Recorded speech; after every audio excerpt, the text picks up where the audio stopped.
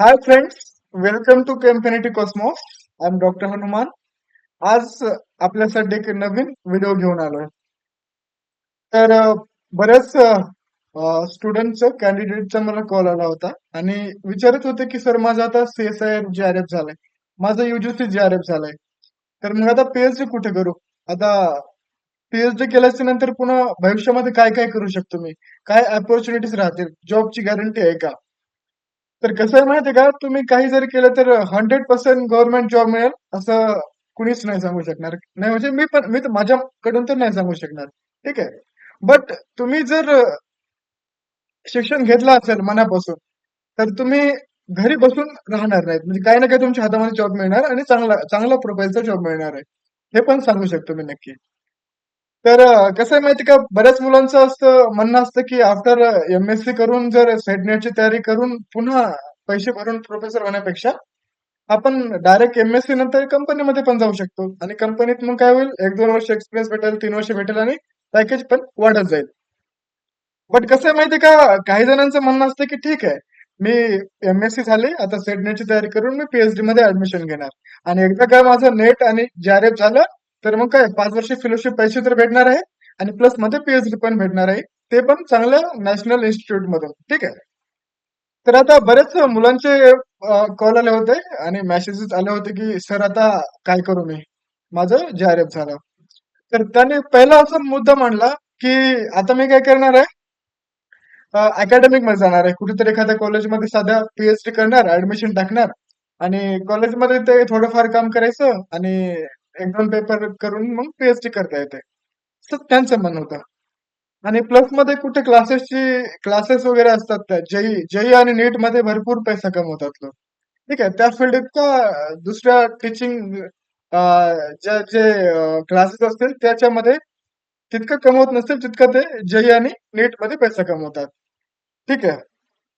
कारण सर्व पालकांचं स्वप्न असतं की IIT आणि माझ्या IIT मध्ये पाठवायचं किंवा माझ्या मुलांना डॉक्टर बनवायचं. या उद्दिष्टाने तिकडे सगळ्यांचा फोकस. तर सर मी काय करणार, नेट JRF झालं, पीएचडी मध्ये ऍडमिशन भेटणार आणि फेलोशिप तर भेटणारच आहे आणि पीएचडी पण होणार आहे. आणि दुसऱ्या नंतर मग साइड बाय साइड कुठेतरी क्लासेसची प्रॅक्टिस करून ते पण माझं होईल. बट इथे एक प्रॉब्लेम आहे. जर तुम्ही हीच जर पीएचडी कॉलेजमध्ये करत असाल आणि हीच जर पीएचडी नॅशनल लेव्हलमध्ये करत असाल, तर खूप मोठा डिफरन्स आहे. फॉर एक्झाम्पल जर नॅशनल लॅबमध्ये तुम्ही जर ऍडमिशन घेतलं आणि पीएचडी करण्याचं करत करत असाल, तर तिथं काय असतं माहिती आहे का, सगळे जे वेगवेगळे कॅन्डिडेट असतात, सगळे JRF क्वालिफाईड असतात किंवा गेट क्वालिफाईड असतात. तर विविध अलग-अलग स्टेटमधून तिथं ते आलेले असतात आणि सगळे JRF झालं म्हणजे त्यांचे कन्सेप्ट पूर्ण केलेले आहेत. आणि त्या ठिकाणी तुम्हाला म्हणजे असे मास्टरचे किंवा बॅचलरचे असे कॅन्डिडेट नाही भेटणार. सगळे काय असणार आहेत, पीएचडी लेव्हलचे असणार आहेत. मग त्यामुळे काय होणार आहे, तुम्ही त्या एन्व्हायरमेंट मध्ये गेल्याच्या नंतर त्या पीएचडी वाल्यांसोबत जेव्हा राहता, तेव्हा तुमचे बारीक बारीक जे डाऊट असतील, सोपे सोपे जे सॉफ्टवेअर असतील, ऍप्लिकेशन असतील, डाटा अनालिसिस असेल, सगळं ते त्यांच्यासोबत तुम्ही डिस्कस करू करू कधी शिकाल ते कळत पण नाही. पण हे जर तुम्ही कॉलेजमध्ये गेला तर काय होतं माहिती, कॉलेजमध्ये तिथं काय इन्स्ट्रुमेंट नसतं. असून काय 1-2 पीएचडी स्टुडंट असणार आहेत फक्त. मग ते काय प्रत्येक गोष्टी तुम्हाला दुसऱ्या मित्रांना कॉल करून विचारावं लागेल.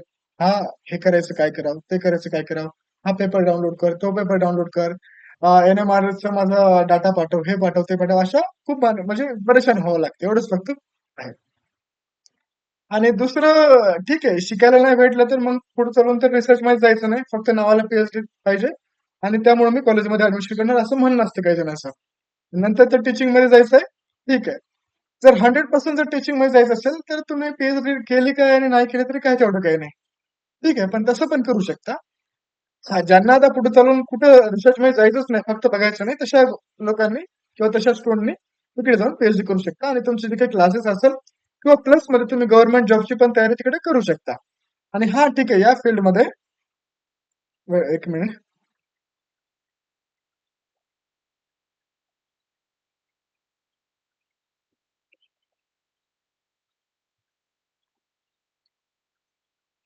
हा. जर तुम्ही टीचिंग मध्ये जायचं म्हणलं, ठीक आहे, अकॅडमिक किंवा रिसर्च हे 2 ऑप्शन आहेत आपल्याकडे नेट JRF झाल्याच्या नंतर. तर पहिलं आता ठीक आहे, पीएचडी आपण कामापुरती करतोय आणि नंतर अकॅडमिक मध्ये जातोय. तर ठीक आहे, अकॅडमिक जर त्या फील्डमध्ये जर तुम्ही मन लावून जर केलं असेल, तुमचं जे काही तुमचं 100% तुम्ही तिथं जर देत असाल, तर तुम्ही तिथं पण कमी नाहीत. जर तुम्ही जर बघितलं की जे टॉपचे जे काही काही क्लासेस असतील, फॉर एक्झाम्पल नाव नाही घेणार, पण त्या क्लासेसमध्ये नीट आणि जेईची केमिस्ट्री शिकवण्यासाठी लाखो रुपये स्टार्टिंग 20-20 लाखापासून तुम्हाला पॅकेज भेटतं. म्हणजे 20 लाखापासून म्हणजे जवळपास पावणे 2 लाख रुपये महिना भेटतो. प्लस मध्ये फॅसिलिटीज पण आणि लाईफ पण चांगली आहे. आणि प्लस मध्ये तुम्ही ऑनलाईन पण टीच करू शकता. आपलं स्वतःचं ऍप्लिकेशन काढू शकता. त्यामध्ये तुम्ही तुमचा कोर्स शिकू शकता. जर तुमचं टीचिंग वरती जर कमांड असेल तर. आणि सेकंड, आता हे झालं पहिलं गोष्ट. आता सेकंडचं काय म्हणतील, हा ठीक आहे, आता मी कॉलेजमध्ये ऍडमिशन नाही करणार आहे.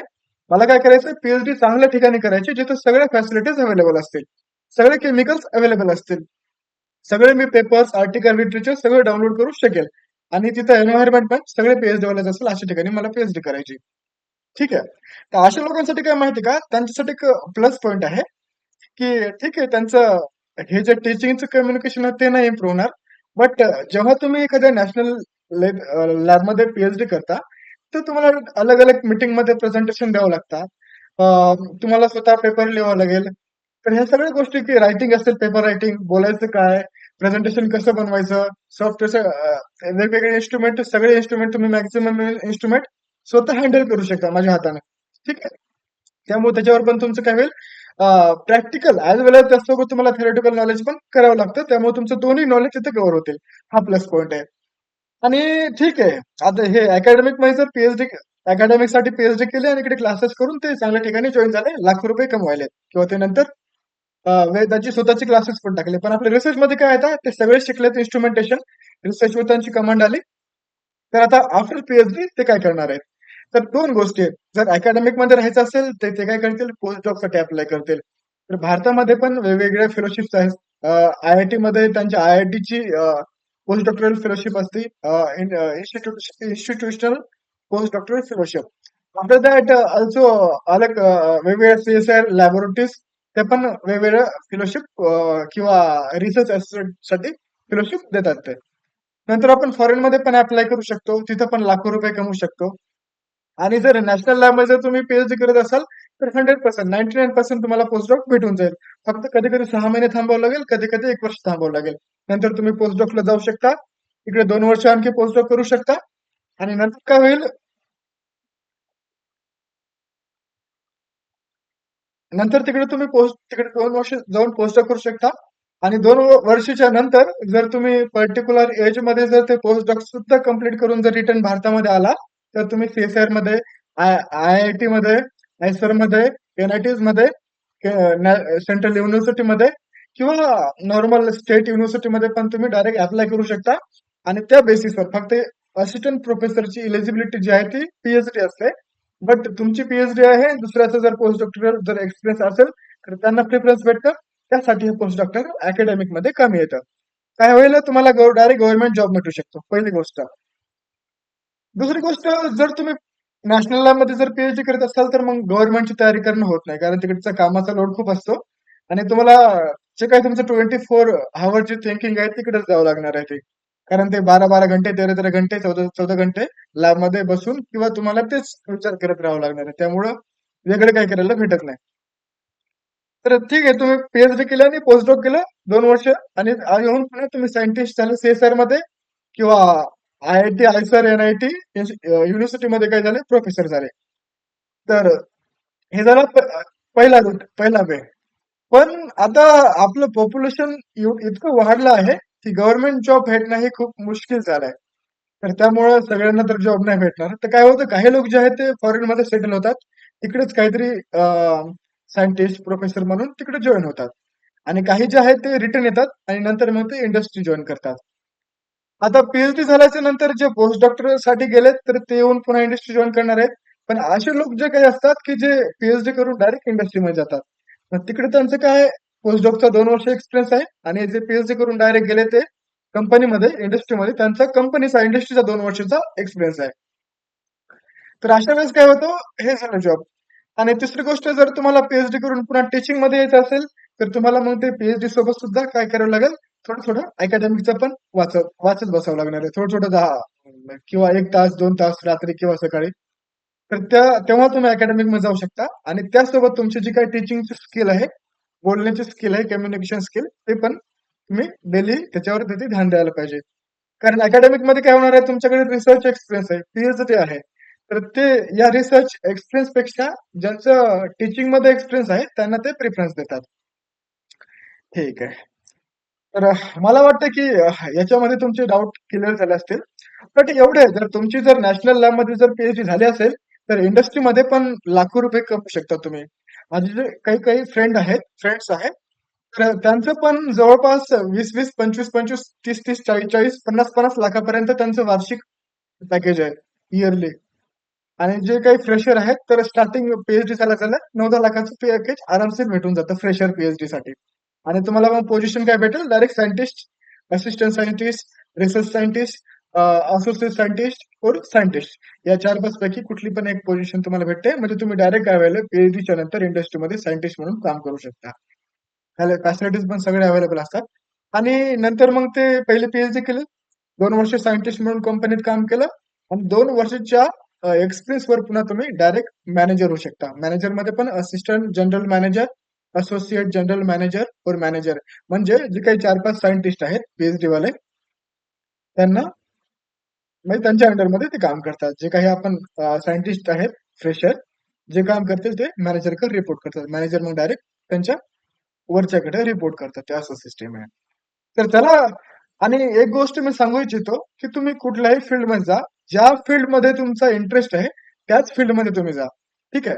आता फॉर एक्झाम्पल बी-ए करणारे असतील, बी-एस-सी करणारे असतील, बी-ई करणारे असतील, बी-टेक करणारे असतील किंवा एम-बी-बी-एस करणारे असतील किंवा दुसरे कुठले कोर्स करणारे असतील, लॉचे वगैरे.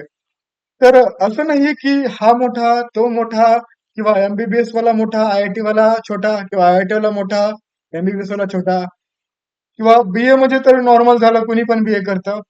तर हे सगळे करतात ते विचार नाही करायचा. मी काय करतो, जर माझं मी त्या फील्डमध्ये 100% जर देत असेल, तर तुम्ही बी-ए करून डायरेक्ट आय-ए-एस ऑफिसर पण होऊ शकता. आणि त्या आय-ए-एस ऑफिसर मग असं नाही म्हणत की फक्त बी-ए वाले करू शकतात. एम-बी-बी-एस वाले पण आय-ए-एस होऊ शकतात. आय-आय-टी वाले पण आय-ए-एस होऊ शकतात. डॉक्टर, पी-एच-डी वाले पण होऊ शकतात. ठीक आहे. पण जर एखादा बी-ए केलेला पण आय-ए-एस होऊ शकत असेल, तर आपण मग बी-ए कमी आहे किंवा कमजोर आहे आर्ट्स हे आपण नाही म्हणू शकत.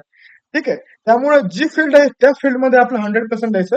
तुम्हाला जर टीचिंगमध्ये आवड असेल तर डायरेक्ट टीचिंगमध्ये जा. आणि जर रिसर्चमध्ये जर असेल तर तुम्ही शक्यतो नॅशनल लॅबमध्ये आय-आय-टी, आयसर, सी-एस-आय-आर किंवा चांगले जे इन्स्टिट्यूट आहेत तिथं तुम्ही पी-एच-डी करू शकता. तर चला मित्रांनो, एवढं ज्ञान पुरेसं आहे आजच्या दिवसासाठी. तर माझा विचार होता प्रेझेंटेशन बनवायचा, बट तितकासा वेळ नाही मिळत. त्यामुळे मी डायरेक्टली जे काही माझ्या तोंडून सांगितलं. जर पुन्हा काही अडचणी असतील, पुन्हा काही डाऊट असतील, तर तुम्ही कॉमेंटमध्ये करू शकता. मी नक्कीच त्याच्यावरती पुन्हा व्हिडिओ बनवाल. की फॉर एक्झाम्पल पी-एच-डी मध्ये कसं ऍडमिशन करायचं, कसे मेल करायचे, तर त्याच्यावर मी स्पेशल एक व्हिडिओ घेऊन येईन. हा आहे पार्ट 1, सेकंड आहे पार्ट 2. तर चला, थँक्यू.